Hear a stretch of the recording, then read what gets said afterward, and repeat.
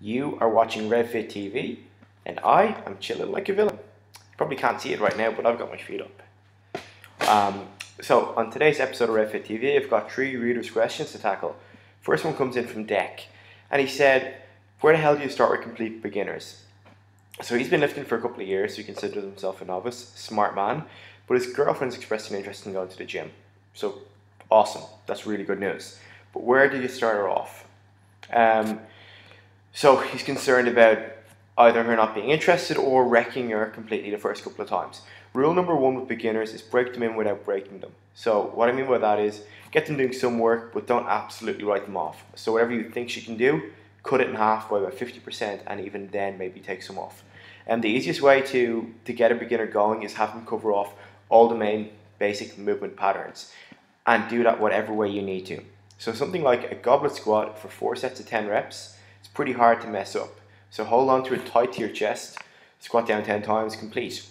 Superset that with some sort of pulling activity. So that might be, a pull down or a chest supported row. And yes, I am saying use machines, because in this instance, if she hasn't trained before, it's a really easy way to break her in, especially if you don't know what you're doing or if you're not confident. So 10 squats, superset it with 10 pull downs.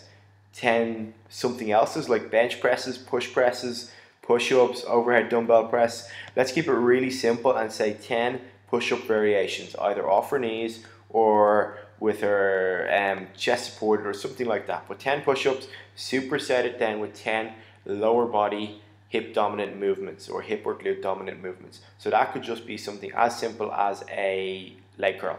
If you're confident on how to deadlift and feel like you could teach it to her, that's the time you do it. So the entire workout then becomes 10 squats, 10 pull downs, repeat that 4 times, 10 push-ups, 10 deadlifts or 10 hamstring curls, repeat that 4 times, and then do some core work at the end. On the other days, do something similar. So instead of doing a squat, you might do a reverse lunge. Instead of doing a pull down, you might do a chest supported row.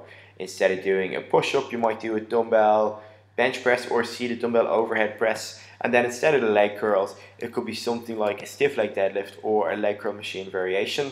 And then on top of the core work, that could be like a lateral anti-rotation exercise instead of anti-flexion extension. So dude, hopefully that makes sense. That's a really good question. I've got to say, just start at the basics and keep it there. This kind of ties in nicely to Greg's question. So Greg was training with me for a long time, and circumstances dictated that he had to go off and do his own thing. But what he did do is learn an absolute hell of a lot. So he's after putting together his own training program, and he said, is something like this okay? So a primary squat movement, so knee dominant. He suggested squats, followed with a hip hinge, something single leg like an RDL or a hip thrust. So now at this stage he's got a lower body quad dominant activity and a unilateral hip dominant activity. A heavy pull, a bent over row or some sort of kettlebell or dumbbell row, and then a light pushing exercise like a dumbbell bench press, a floor press, a push press or an overhead press. So that's workout 1. He's got quad dominant, he's got unilateral hip dominant, he's got heavy pull, he's got light push. Check, check, check, check.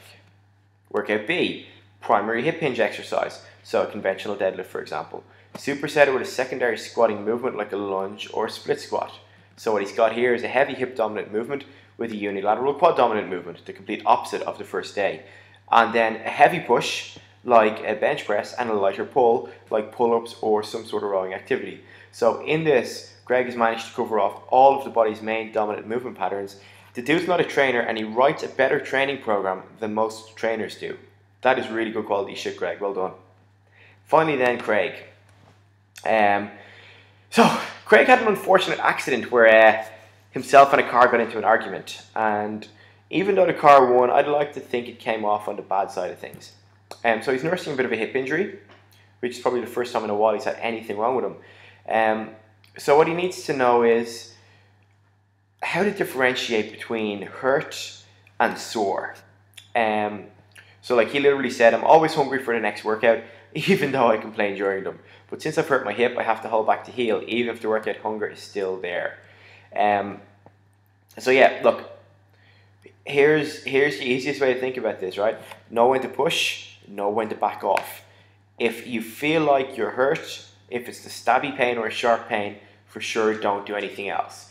If it's something like achy or niggly or something you can work through, without too much stress and strain, it's probably okay. But all of this comes down to, obviously, number one, if you think you're sore, get medical advice, talk to a doctor and talk to a physio. Make sure you're clear to exercise.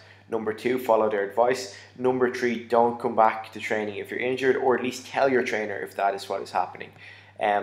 For me, I spent a long time learning my own body, and that's ultimately what it comes down to for most people. If you know what's going on with your body, and if you can deal with a little bit of pain, working through pain is not always the worst thing. Working through an injury is never smart. Working around an injury is cool though. So for example, if you have some sort of shoulder injury like Ronan's carrying at the moment, do something crazy like small off squats. Your upper body gets a break, you still train hard 3 or 4 days a week. If you're carrying a hip injury, focus on upper body. Claire's coming in to me tomorrow to talk about some upper body programming after her ACL surgery. Guess what we're going to do? Prioritize bench press, prioritize pulling, prioritize everything we can do to make her upper body as brutally strong as possible until she can come back to lower body training. Not that hard, folks. Injuries can almost always be worked around. That's it for today's episode of RevFit TV. Keep an eye out on Thursday for the question link.